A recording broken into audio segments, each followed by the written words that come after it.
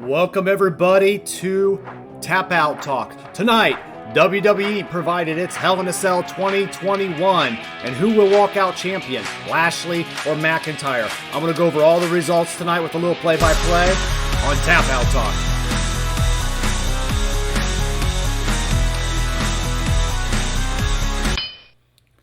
All right, starting out, I want to get you guys right into the action. So, first and foremost, I want to say the WWE got back to business tonight. And for once, Hell in the Cell was not hell for the fans. It was actually Hell in the Cell for the competitors. What we have is the WWE got back to making storylines matter tonight and actually doing some storytelling in the ring. I actually enjoyed the event overall.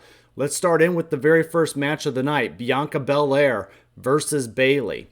So the match started off with the veteran Bayley being the aggressor and pulling out the first weapons, which was the chairs. The other aspect was we had a little bit of a competition going on between these two with hair versus chair battle in the ring. So they actually had the chair, which Bayley held, and then the hair being used as a whip by Bianca Belair. I thought this made for a really good storytelling and a battle between these two things, just based on, the Hell in the Cell environment. It was very much needed. Belair's hair is tied to the ropes, but she used it as a tripping device. So actually, Bayley at one point in the match then proceeded to take Belair's hair and tie it to the ropes, thinking she couldn't get away. And as she went running towards her, Bianca was able to pull the hair tight and use it as a tripwire, sending Bayley flying into the corner rope to turn the tide, which then led them to the outside of the ring of the cell structure. This is where Bayley was setting up kendo sticks, and she kind of got the advantage out there. So she was using kendo sticks in between the two cells. Something that Michael Cole on the announce team actually said that she tried last year, but using that experience, but it didn't really work out so well. I love this part, and it made me realize how far Bayley has evolved her character as a heel, and she's a talented wrestler. And I noticed Bayley, she looks right over at Michael Cole during the commentary, being aware of her surroundings. And she says, "Shut up, Cole. I know what happened last year. They all know because they're always watching me because I'm the best," right? And so basically that was a great heel move just for her to acknowledge her surroundings. And it just goes to show you, not only we knew Bayley was a good wrestler, but the fact that she's really taken this heel character and really made it into something great. So, I think this was a great way, and this was a good follow-up match so far for Bianca Belair, coming right out of a hot Sasha Banks WrestleMania match. So the match continues in the ring, and Bayley ties Belair's hair to a chair this time, and sits down in the chair and is like, "What are you going to do? You can't go anywhere." Belair turns it around and uses it to her advantage, and basically takes the chair along with her, and then she actually ends up untying herself from the chair and actually ends up tying her hair to Bayley's wrist and turning this Hell in a Cell into like almost a Hell in a Cell strap match in a way, but using Bianca Belair's hair. So Belair then ultimately goes on to win with the kiss of death on a ladder in the ring and gets the last laugh on Bayley, as she sits there and laughs at Bayley and laughs at her the way Bayley laughed at her, and the idea of her being a champion all the way in the building in the promo. And I love the build-up for this match initially with Bayley laughing at her and kind of picking on Bianca Belair. And, at the end of the day, Bianca Belair did get the last laugh. There was a post-match interview from Bianca Belair, and she said she would never forgive Bayley for what she did to her in the Hell in the Cell, and she gave some of her thoughts about how in the Hell in the Cell was a different kind of match, and really sold the Hell in the Cell environment really well. So I want to say congratulations to Bayley for one, keeping her character and making her opponent look really good. But I want to give Bianca Belair some major credit here now. When they made her a very young champion at WrestleMania, I said, we'll see how she does in a couple matches and title defenses. And she had a great match at Mania with Sasha Banks. And now she's had a nice follow-up series with Bayley. And this Hell in the Cell match just shows that Bianca does have a little bit of range. So I look forward to see one more test for Bianca. I want to see one who is next for her. And I also want to see how does she do against somebody that is a lesser talent of her. We know Bianca's a talent. We know Bayley is an amazing talent, and Sasha's a talent. So I now want to see how we can continue to build around Bianca Belair. But this was a really good start for her in a way to show she has some range. I think they could go a little further with this match, and I could see Bianca Belair someday, maybe getting into a hair versus hair stipulation. And I could see Bayley or somebody saying, you know what, you're nothing without your hair. And let's see what she can do then. But I wouldn't do that for a very long time. So this match definitely got it done tonight. Up next, we get a couple backstage segments. One was just of the Hurt Business, and the other one is a Alexa Bliss's Playground. Nothing really huge here. Her doll Lily was basically said that she was in a timeout. And then she basically issued a warning for Shayna Bazler tonight, who hasn't been playing nice either. And then they kind of went back towards the action in the ring. That action in the ring ended up being Cesaro versus Seth Rollins. This feud has been going on since Mania once again. And actually, it started with Cesaro beating Rollins at Mania. And this really kind of started from Cesaro starting to do the Cesaro swing all the time on Rollins, and he didn't take kindly to it. And then they had that match at Mania, went really well, which then got Cesaro a championship match against Roman Reigns. And he at last month's pay-per-view in Backlash, and Roman Reigns did end up beating Cesaro, but due to interference of Seth Rollins. And Seth Rollins said, "You think we're done? We're not ever going to be done." So then that led to this match tonight at Hell in a Cell. And it starts out with Cesaro's entrance, and Rollins attacks Cesaro from behind during the entrance. A female ref does a really good job here of getting them in the ring, and the match started quickly. Cesaro, very high energy, and Seth Rollins jumps into his arms, and he hits a Cesaro slam and tosses Rollins outside of the ring. Cesaro then throws Rollins back into the ring, and Rollins gets control, and then he slows down the match and slows down the pace for a little bit. And then these two kind of go out back and forth. Cesaro then kicks up the pace with a European uppercuts and body shots on Seth Rollins, and then rips Rollins off his glove on his hand and shoves it right down Rollins' throat. So he tears that glove right off of Rollins' hand and shoves it right down his throat. And that was a nice little spot in the match just to show that these guys are in a feud.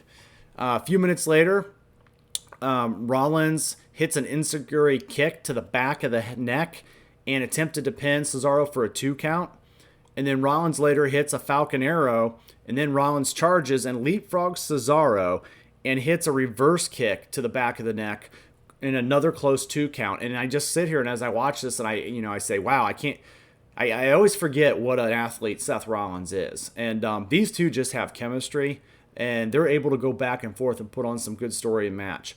So Cesaro then sets up, in the next phase of this match, a swing of 18 times into the Cesaro swing on Rollins, which he hates, and then goes into a sharpshooter. And Rollins is close to the rope, and then Cesaro pulls him back slightly and throws him into a crossface. They both roll out of the holds. Cesaro stands up first and goes for a second sharpshooter on Rollins. Has it scout? Of course, Rollins has it scouted by this time, being the veteran that he is, and gets a quick roll up for a quick pin. And Rollins runs out of the ring cheering, but Cesaro looks disappointed. So their feud is definitely not over here at Hell in a Cell tonight. And these two got great chemistry, so I could see this finalizing at SummerSlam. So these guys are definitely, I would say, let's put them both in the Money in Bank ladder match next month, and let's let them kind of keep the fuel going for this fire, and then maybe have them duke it out at SummerSlam. So I like their work, and I feel like this match was just as good as their Mania bout. It was very high intense, and it was great following a good opening match.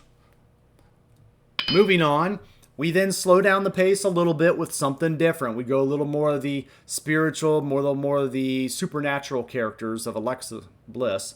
And then what we do is versus Shayna Baszler. So you got Bliss versus Bazler. In the pre-match interview, you have Shayna, Reginald, and Nia Jax all backstage. And Shayna still seems very freaked out about Lily, the doll that belongs to Bliss, following her and kind of haunting her. And Reginald's a little weirded out because Bliss is able to hypnotize him and kind of make him zone out and do different, a little bit. So they're a little scared of this match, but you could tell these are tough girls, and they're all ready to jump in there. Bazler gets the upper hand with the ringside distraction from Reginald and attacks Bliss, and Bazler is just dominating her for the first few minutes of this match and beating her up and beating her up and beating her up. And Bliss basically just sits there laughing. Each painful move that looks more painful than last, and she's laughing at her and kind of waving at her, almost playful. Bazler then heavily works the left arm with MMA holds, dominating Bliss, and then Bliss uses a hypnosis power to get Shayna to break the hold, and then Bliss starts taking advantage of the match from here. And once Shayna kind of snapped out of it, Bliss then outside the ring, as Reginald was starting to get involved, and she stares right at Nia Jax, and then she uses her power to control Jax, who then slaps Reginald so hard it knocks him out. And while Nia is in a little bit of a blissful state, if you will, that's what we're going to start calling it here on Tap Out Talk, the blissful state. Bliss then hits Sister Abigail on Shayna, who was just kind of recovering from her trance, and then tops it off with a twisted Bliss from the top rope for the 1-2-3. Once the smoke kind of clears, Bliss is now going up the ramp, smiling and happy and playful, while Shayna's in the ring with Nia and Reginald trying to figure out what just happened. Not necessarily an overall wrestling match, but this is actually just a story to kind of further along Bliss's angle. And I don't know what they're going to do beyond this. I look for this, little series between these guys to maybe wrap up pretty soon here on Monday Night Raw. So we'll kind of keep an eye out on that story here on the channel. But this was a little bit of a filler for the night. And, I actually enjoy these kind of things. They're quick, they're easy to watch, and they're fun. It gives you a little break in the action. So not too bad placement here for this one. Up next, we have Sami Zayn versus Kevin Owens. And a lot of people were looking forward to this match because these two are real-life best friends, and they have been battling for almost 20 years together against each other. And so they always have great chemistry, and they always are able to tell a good story. This one actually, for me, was a little bit slow tonight, and I feel like these guys have had way better matches in NXT and even on some of the indie scenes and other matches in WWE. The story they were telling here was 2 nights ago, Kevin Owens actually was having major trouble breathing due to an attack on SmackDown. So he already kind of went into this with the injury angle with an attack that he had to his throat. So we're going to start out. Owens starts out the match with the offensive with all the standard moves. You get the cannonball in the corner. The story here is, again, Owens can't breathe throughout the whole match due to the attack. And Sammi is just saying karma, karma, karma. And he's selling the idea of karma in his story, right? That this is supposed to happen. And finally, the world is going Sammy's way. Sammi tried to turn the tide a couple times during the match, but just can't seem to do it. Inside or outside the ring, Sammi just didn't really get going here at all in the match. And so these two, like I said, I felt like they have had way better competitive matches, and I just didn't see it here on this one. It just seemed like they were going through some motions.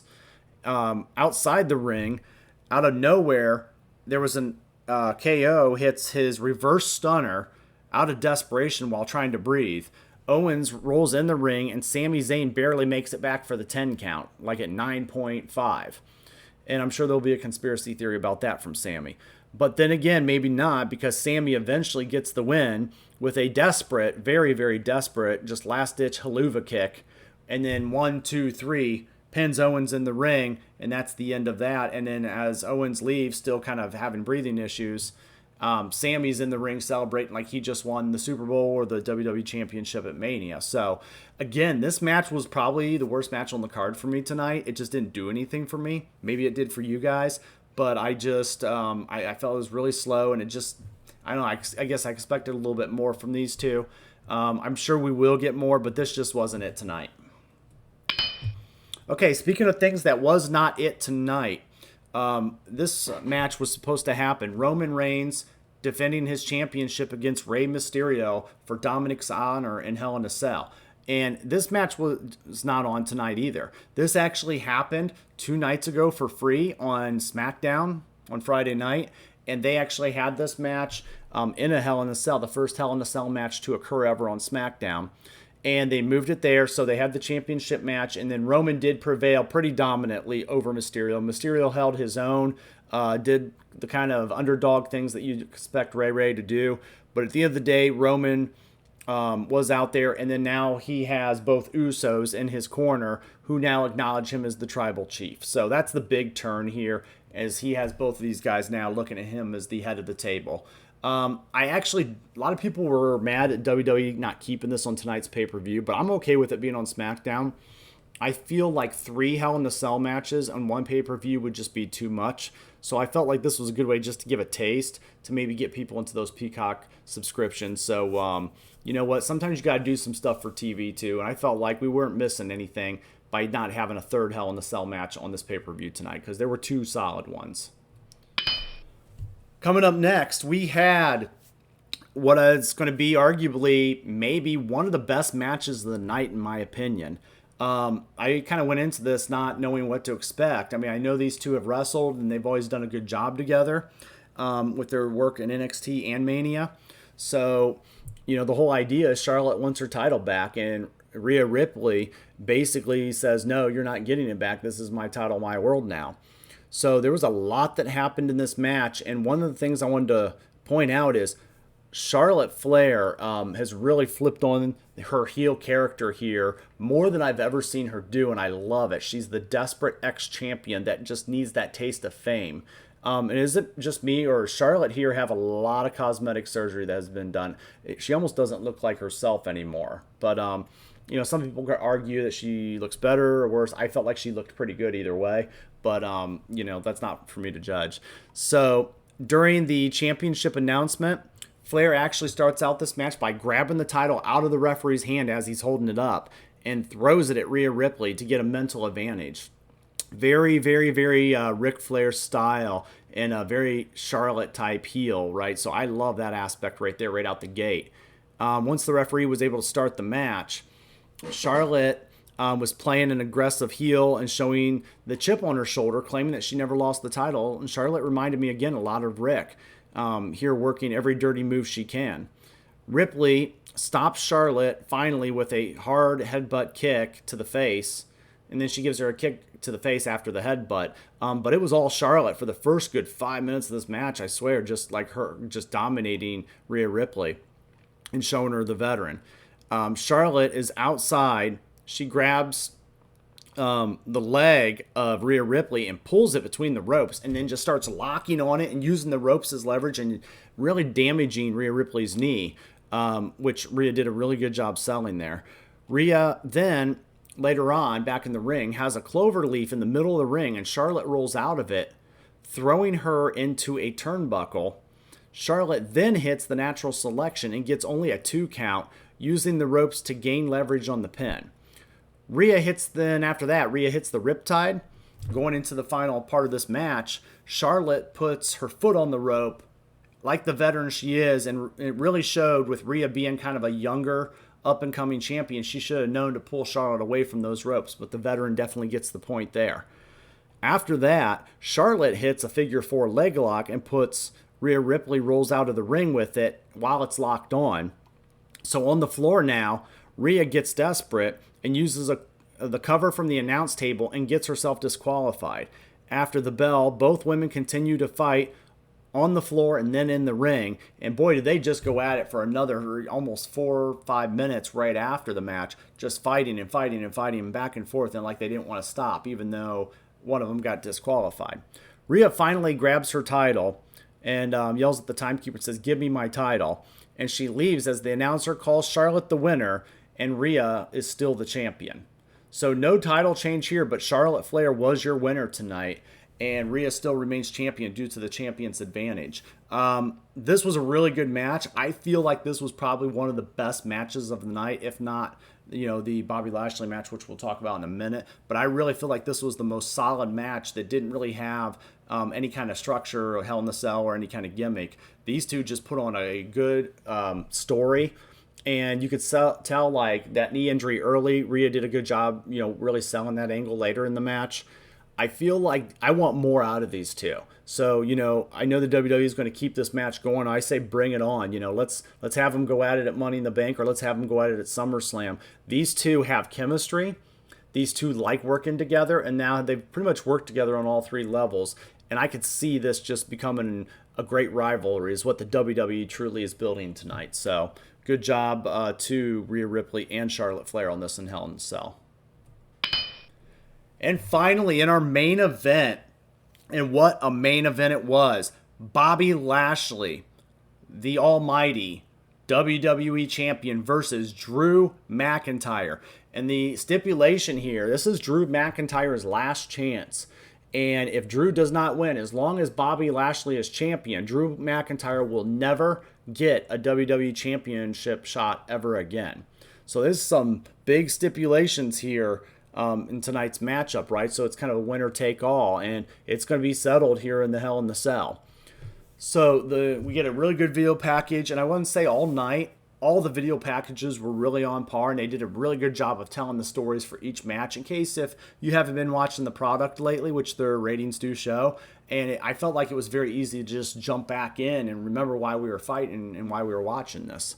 So the match starts off immediately on the outside of the ring, with McIntyre using the cage on Lashley and then going for the stairs on Lashley. So they started out running right out to the outside, and Lashley went right under, the ring, tried to get some weapons, but Drew beat him to it and just picked him up and slammed him into the cage and then picked up some stairs. And they just kind of duked it out there for a while, but it's been all Drew McIntyre in the beginning here. Back in the ring, again, it's all Drew McIntyre with boots and suplexes, and both men quickly went back outside again, this time with a kendo stick in play. Tables started to become set up in this match against the fence. One was against the fence, and then as MVP begins to hand Lashley his cane through the fence while he's laying on the ground, and then he uses it to reverse the match, and Bobby Lashley's now in control as he hits Drew McIntyre with it. So now that kind of turns the tide for the Almighty. Both men are now standing on the stairs as they're fighting outside still, and McIntyre hits a side drop on the stairs, almost like Sheamus's move, and then with Lashley, right on the stairs, and you could tell that took a lot out of both men.